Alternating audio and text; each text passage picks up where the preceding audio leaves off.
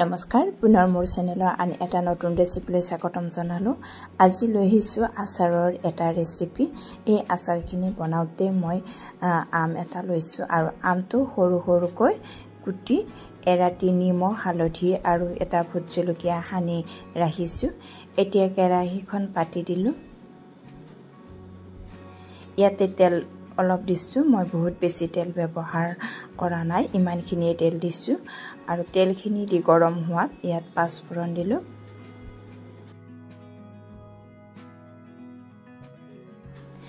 এয়া দিছোঁ এমুঠি বগা সৰিয়হ।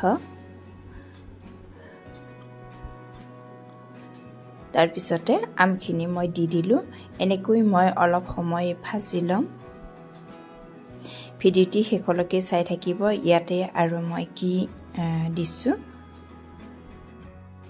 ভিডিঅ'টো চাই ভাল পালে চেনেলটো ছাবস্ক্ৰাইব কৰিব, লাইক কৰিব, কমেণ্ট কৰিব।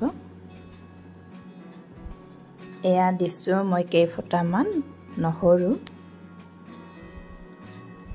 নহৰুখিনি দি আকৌ অলপ সময় লৰাই দিছোঁ।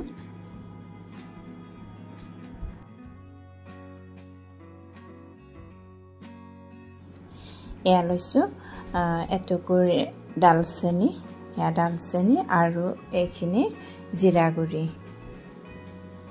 দি আকৌ অলপ সময় লৰাই দিছোঁ। ইয়াতে মই বহুত বেছি অন্য মছলা ব্যৱহাৰ কৰা নাই যদিও আচাৰখিনি খাবলৈ টেষ্টি হৈছে। আৰুনো কি দিছোঁ আপোনালোকে ভিডিঅ'টো চাই থাকিব।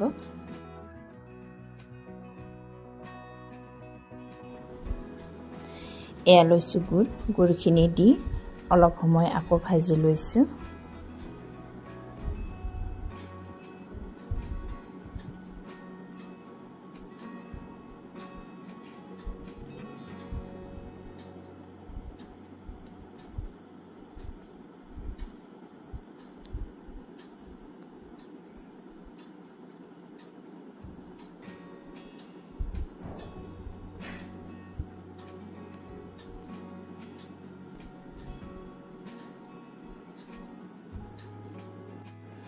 এয়া মই অকণমান টেষ্ট কৰিবৰ বাবে লৈ ল'লোঁ।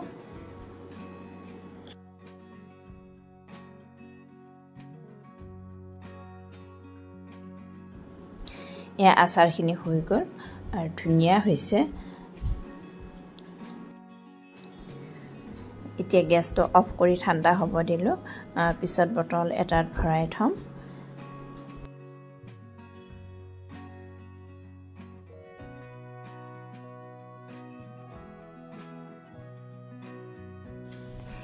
এই আচাৰখিনি বটলত ভৰাই 3 দিনৰ পিছত মই দেখুৱাইছোঁ।